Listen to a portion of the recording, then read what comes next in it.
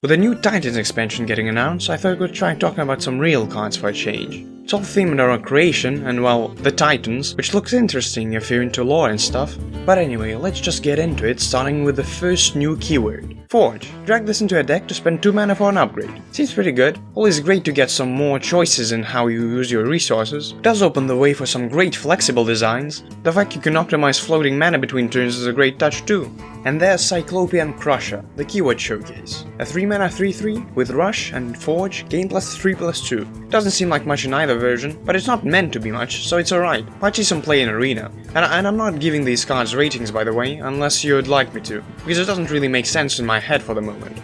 Anyway, next up on the Forge list, we've got Embrace of Nature. 1 mana druid spell that reads, draw choose 1 card. Forge, it has both effects combined. Reminds me of Jerry Rig Carpenter, just as a choose 1 tutor. Seems pretty good just for that. Not sure how worth it the Forge version is though, but it could always be good with Nourish, and I think it might see play just for that, so maybe in Big or Thaddeus Druid.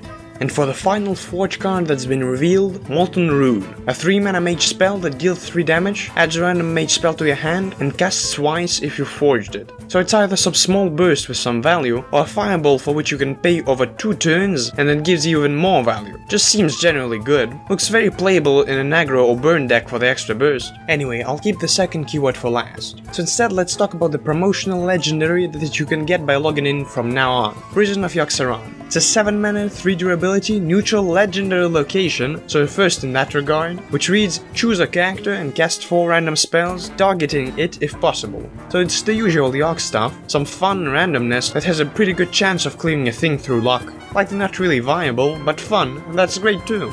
Then, in neutral, we've also got Son of Hodir, an 8 mana 8/8 with Battlecry, shuffle 4 8/8 giants into your deck that are summoned when drawn. So it's a lot of stats, but also really slow. A bigger Faldoray Strider, which wasn't a bad card, but that's mostly thanks to it being way cheaper. Could possibly be run in Big Druid, but nothing amazing. Next, we've got Fate Spinner, a 3 mana 3/3 with Deathron, get a copy of the card that killed this. So kinda like a Radio Star from Battlegrounds, but for constructed. Seems mostly like an arena card. I doubt it'll be good because it doesn't really fit into any one deck, but a cool concept nonetheless. So with the neutrals done, let's get to Paladin. We've got Noble Minibot, a 2 mana 2/3 mech with Magnetic, which is a keyword returning for the expansion, and after this attacks give a random minion a hand +1/+1. So obviously seems pretty good in a mech deck. Hand buff synergy seem to be on the menu too, which for the moment works with Sunken Mooncatcher and the other Magnetics, I guess. I like it. And then there's the first Paladin Legendary, Tyr, a 7 mana 4/5 with Battlecry, resurrect a 2, 3 and 4 attack Paladin minion. Almost seems like pure Paladin support, but it's actually rather the opposite, as you want your pools as curated as possible. I'll wait for more targets to be revealed, but there's Funkfin, Annoy Troop and Jitterbug, which already seem pretty good to get from this. Rogues next, and they've only got 1 card. It's Spider, almost as hard to read as it is spunny. I appreciate that. Anyway, it's a 3 mana 3/4 with Magnetic and Stealth for 1 turn, so it's there to protect your mechs, of which Rogue does have a few right now. And it does seem almost scary with Security Automaton actually, though a mech Rogue would have to exist for that, of which I'm sure we'll discover more with the further reveals.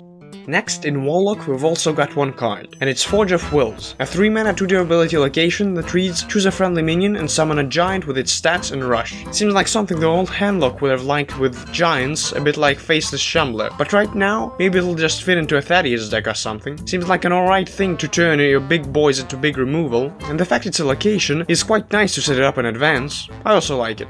And then there's Hunter and their first legendary, Hodir, Father of Giants. An 8 mana 8/8 with Battlecry sets the stats of the next 3 minions you play to 8/8. Big Freebirds anyone? Much more likely big Hollowhounds though. But anyway, seems like you'd want to combo it with something, though I'm not quite sure what. Maybe it's because it hasn't been revealed yet, or just some small minions I guess. Not sure it really fits into any deck list at the moment. And finally, we've got some more Mage. Inquisitive Creation, a 4 mana 3/4 with Battlecry, deal 1 damage to all enemy minions, improved by each spell school you've cast this game. So we're going back to multicasting, which is an archetype I do like. And this seems really good. Like, it's not that hard to cast 2 spell schools and get this to be a great AoE with a good body, so I don't see why it wouldn't see play at control lists. And I'm sure there'll be other synergies too, so it just seems great. But to end it off, we got the second keyword, Titan. Instead of attacking, click on a Titan and use one of 3 abilities. So it's a bit like tapping in Magic the Gathering, for anyone who's played that. These can be used directly the turn a Titan is played, and you can only pick each one once, where after there's none left, the thing just attacks as a normal minion. These do seem like they'll tend to die the turn after being played though, so the keyword will often just come down to being a choose one type thing. Anyway, for our first Titan, we've got Nogunon, which is a 6 mana 3/8, and besides being a Titan, after it uses an ability, it doubles the power of the other abilities. And his abilities are Progenitors Power, deal 5 damage, Ancient Knowledge, enemy cards cost 1 more next turn, and Unlimited Potential, cast 1 random Mage secret. You've either got Burst or Disruption that might even stop your opponent from killing this, or at least I guess that's what the idea is. If you judge these as a battle cry, they do seem pretty good, and the flexibility certainly makes up for any lack in power, so while I'm not sure this one's really going to see the most play, it does seem like a pretty good control tool. And then in Druid, there's Eonar, the Life Bender, a 10 mana 5/7 Titan that summons a 5/8 Ancient with Taunt whenever she uses her ability. So off the bat, very defensive, and its abilities are Spontaneous Growth, draw cards until your hand is full, Bountiful Harvest, restore your hero to full health, and Flourish, refresh your mana crystals. So it's either a full refill, a conditionless Reno, or a Kun, and you get to choose and have a 5/5 on top. Granted, it does cost 10, so it's probably alright, but still sure seems like something Big Druid would love, especially if it gets discounted by Cecily, though the class certainly has the RAM to get to 10 mana fast enough for this to be useful either way. Honestly seems a bit crazy, though it may be too slow in reality. Still, we'll have to see about that. And it's there that I'll end this. Sure looks like one crazy set we're getting, and I'm certainly excited for it. Anyway, hope you enjoyed this new format, and I'll see you soon for some custom cards. Or maybe real ones if this doesn't monumentally flop. Bye!